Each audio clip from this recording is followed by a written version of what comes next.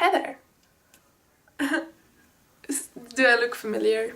My name is Ami and I'm introducing myself to you because I feel the need to re-establish who I am, since I've been gone from YouTube for almost a year. You probably forgot about me. If you haven't, you probably thought that I have finally given up on YouTube, but no, apparently I haven't. If you're interested in what you've missed out on, I'll be more than happy to make a video on that. If I start going on about my absence, then this video will take way too long. So let's just get into this video, and I thought, why not start with a story time from the period of time that I've been gone. I didn't really expect this to happen to me ever in my lifetime. I thought the odds were too little, but things happened. So about 2 months ago, I think it was in the middle of November, I went to London for 3 or 4 days. Just a short visit. I was paying a visit to one of my best friends who started her Erasmus exchange program in London, and also I went there because I needed new pens and I couldn't find anything that I would like here in Slovenia. Yeah, that's my reasoning for going to London, because otherwise I don't like London too much. And just before my flight, like a couple of days prior to that, I realized that I'm flying to London on Thursday, which is the day of Thanksgiving in America. But I forget that the day after Thanksgiving is Black Friday, the big shopping day when everything's on sale. So I'm like, yeah, okay, I'm going there on Black Friday, which scares me to death because I was gonna go shopping for my pants and I didn't want to fight for trousers and I didn't want to be ran over by crowds of people and all that. But there you go. The first thing we do after I come there, we go to Oxford Street to get some shopping done, because we thought like Black Friday is going to be just too much. Obviously we don't get much shopping done because I'm the worst shopper. I couldn't find any good pants in the whole of my country, so you can imagine that it's not the first store I come in and I find my pants. But what happened is I found this really pretty dress in Zara. And we have Zara in Slovenia, so basically I could have just waited till I get home. But they didn't have exactly my size. We decided to go check out another Zara down the street. And our plan after going shopping was to go to Winter Wonderland, which is on the top of Oxford Street. So like a, holiday kind of event. But they somehow closed Winter Wonderland as well, along with all the stores. So we decided to just do all that sometime the next day on Black Friday. We're just gonna go into that Zara, get the dress if they have it in my size, and get out as quick as possible and avoid all that frenzy of Black Friday. So on Friday we're strolling around London, just doing not much. We walked to Waterloo metro station and took the train or the metro, the tube, and the train is full. There's so many people. I could hardly breathe. I was starting to get my panic attacks. I was driving towards Piccadilly Circus, where we were about to go off and then walk towards Zara and then walk towards Winter Wonderland, which was at the next station. When we get off the train, now the things start happening. The events start unraveling. I was kind of feeling really claustrophobic, which is not something that I feel on regular basis, but I did.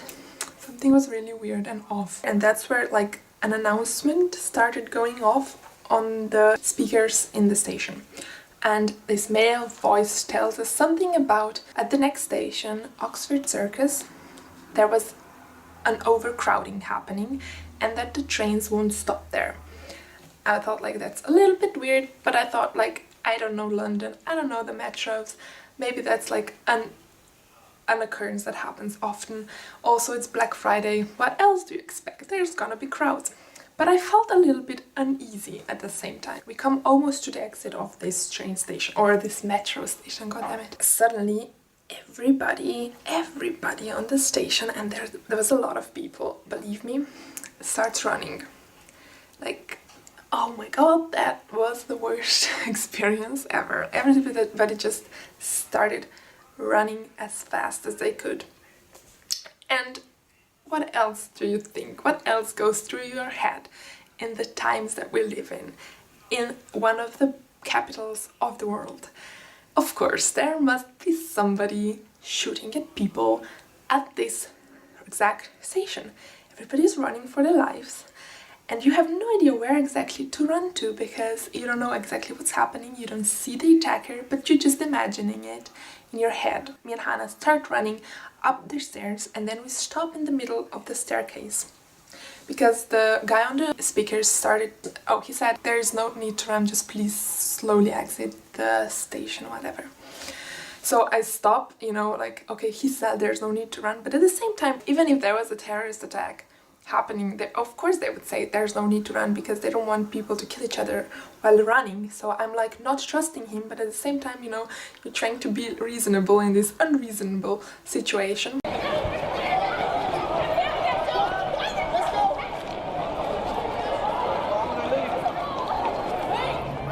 Screaming, and then a herd of people were just charging down.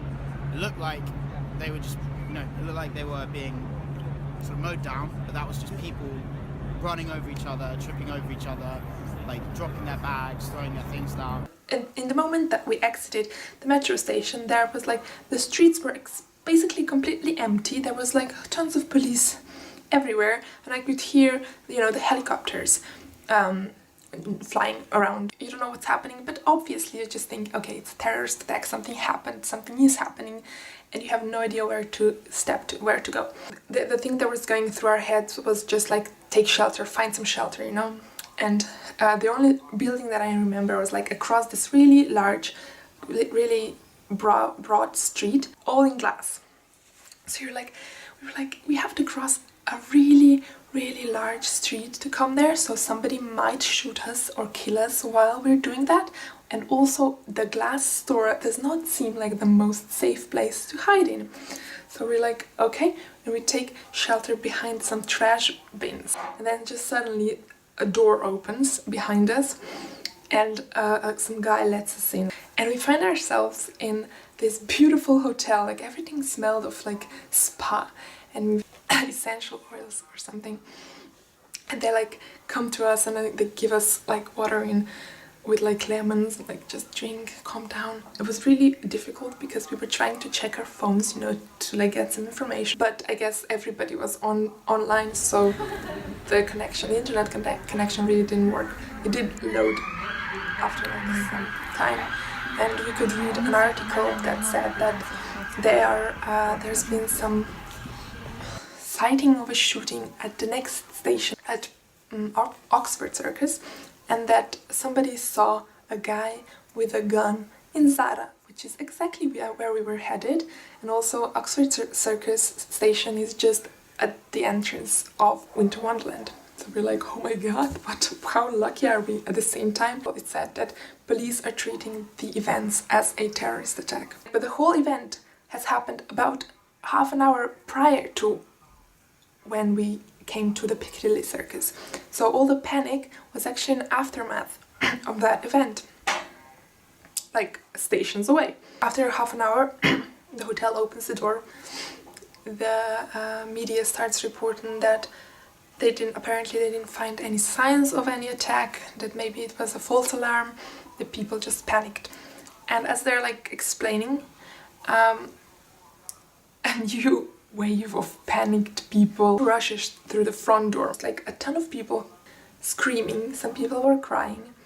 And what I thought is like, oh, now it's happening, it's for real. Somebody's right outside our hotel. So I start running with the mass up the stairs of the hotel. I think I never ran 5 or 6 stores so fast as back then. I was literally running for my life.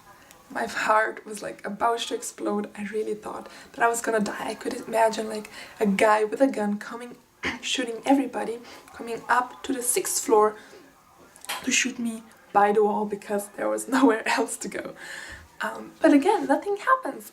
We come down after a couple of minutes, and when we calm down, and the receptionist tells us that it was another false alarm. People just panicking, wave after wave after wave. So he lets us out.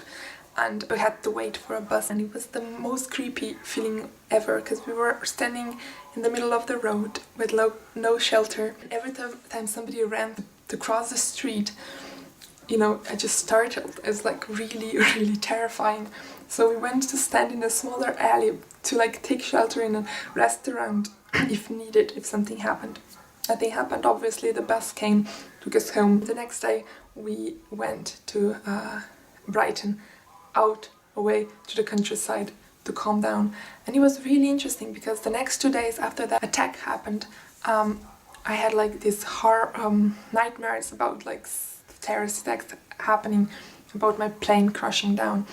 And even when we came to the cliffs in Brighton, and I told you I don't have claustrophobia, which I felt in the tube, and I don't have fear of heights usually, but when I was there on the top of those really high cliffs at Seven Sisters, I felt so, like my heart was really pounding again, and I felt really terrified, and I had this constant fear inside of me. Even when we came back to London, I couldn't see masses. It was just like really, really awful. But nothing happened. There was no terrorist attack, but it felt like it was, you know, because I didn't know that there wasn't anything happening.